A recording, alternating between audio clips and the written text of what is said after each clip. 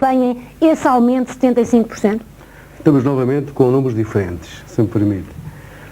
Se for ver a agricultura apenas em sentido estrito, agricultura, silvicultura, pecuária, os apoios para o próximo período do pacote de fundos estruturais, chamemos-lhe assim para ser mais simples, é um aumento de quase 70%. Mas nós, atualmente, entendemos que o mundo rural, a agricultura é importante, mas não é o único setor.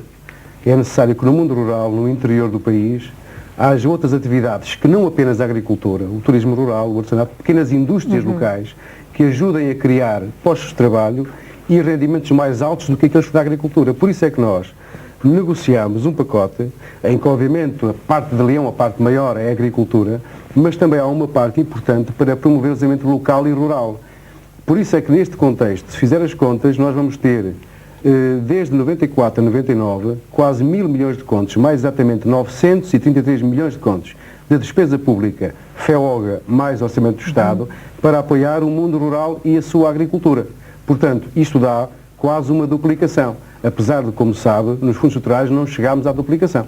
Sr. Ministro, como sabe também, essas ações dentro do mundo, que designa genericamente por ações dentro do mundo rural, muitas delas, só marginalmente, é que vão permitir a viabilização futura da agricultura, porque, quer dizer, eu percebo que me diga que a renovação das aldeias turísticas ou a criação de pequenas e médias indústrias ligadas à agricultura também vai beneficiar o mundo agrícola, mas o que eu queria dizer, aquilo que me parece mais significativo é que não haja um reforço nessa proporção do apoio direto ao rendimento dos agricultores. Isso não existe. Mas há um reforço, repara, mesmo apenas na agricultura, a agricultura representa 13% dos fundos estruturais, 13,1% se não estou em erro, deste pacote todo.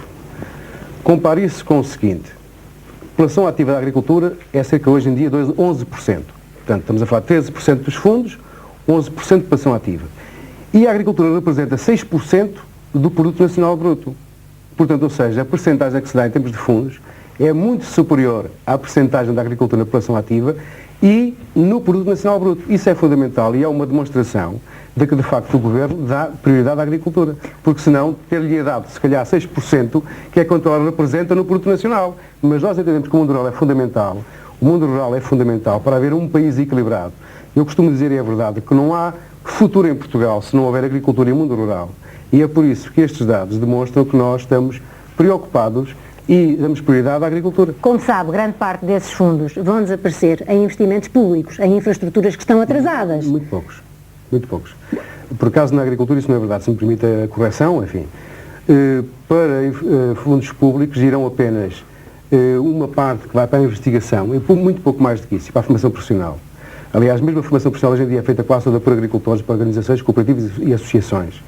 Toda ela é para explorações agrícolas, que um agricultor que faz um regadio, que faz um estábulo, que compra gado, compra um trator, etc., para comercialização e transformação, portanto, uma central hortofrutícola, uma adega cooperativa, um lagar de azeite, etc., tudo isto é privado. Aliás, na agricultura deve ser dos setores onde a maior parte do investimento não vai para os setores públicos, mas vai para os privados.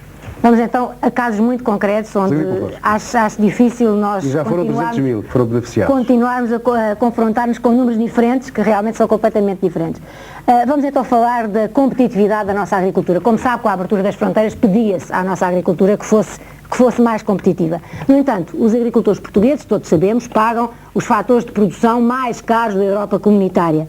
Muitíssimo mais caros que os seus congéneres europeus, quer a nível da energia, dos custos portuários, para além também de todo o enquadramento das infraestruturas, das estradas, da eletrificação, etc., lhes ser muitíssimo desfavorável. Mas talvez o mais grave, Sr. Ministro, isso todos o sabemos também, seja pagarem taxas de juro reais que são cerca de 3 vezes superiores à da generalidade dos agricultores europeus. Como é que neste quadro, neste contexto, com fatores de produção tão caros e destacando-se, já não falo, do período de sobrevalorização do escudo, que foi extremamente penalizador, não só para a agricultura, para os outros ramos da economia também, mas como é que, com estes fatores de produção tão caros, a nossa agricultura pode ser competitiva, Sr. Ministro? Ora, duas observações.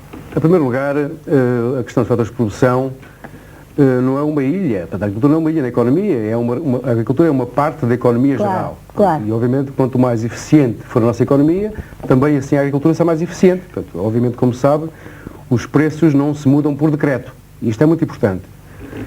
Segundo lugar, é um facto que nós temos fatores de produção mais caros.